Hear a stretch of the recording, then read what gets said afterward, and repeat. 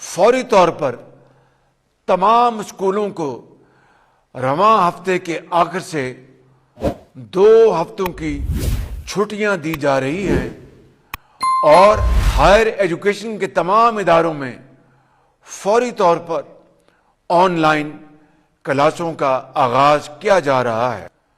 ملک میں ایندھن اور توانائی کی بچت کے لیے سرکاری اور نجی شعبوں کے حوالے سے بھی اہم فیصلے کیے گئے ہیں۔ سرکاری اور نجی شعبے میں انتہائی ضروری سروسز کو چھوڑ کر، یعنی اسینشل سروسز کو چھوڑ کر باقی تمام جگہوں پر 50% سٹاف گھر سے کام کرے گا، یعنی ورک فرام ہوم۔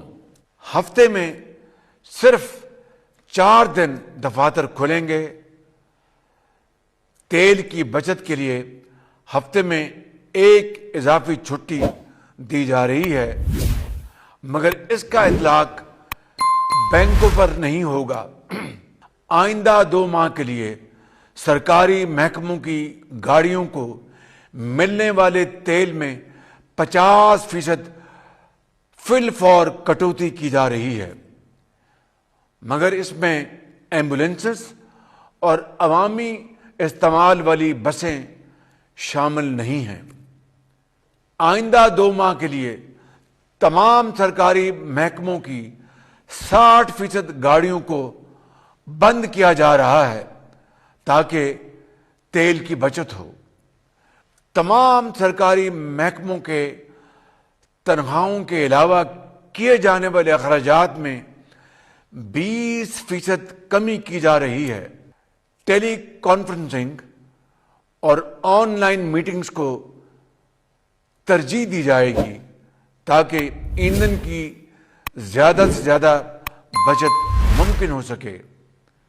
یہاں پر میں مفاد پرست عناصر، ذخیرہ اندوزوں اور پٹرول اور ڈیزل کے ناجائز منافع خوروں کو خبردار کرنا چاہتا ہوں کہ اس صورتحال سے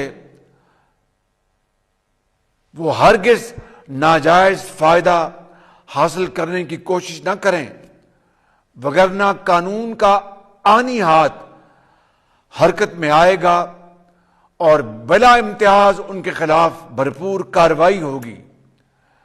اس سلسلے میں تمام صوبائی حکومتوں کو ہدایات جاری کی جا چکی ہیں۔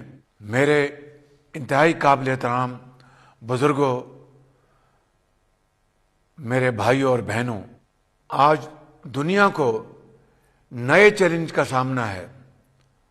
طاقت کے توازن بدل رہے ہیں اور نئے اتحاد بن رہے ہیں۔ اس نازک ترین موڑ پر پاکستان کو ایک مرتبہ پھر سے اتحاد، اخوت، قومی یکجہتی اور احساس ذمہ داری کی جتنی ضرورت آج ہے، شاید پہلے کبھی نہ تھی۔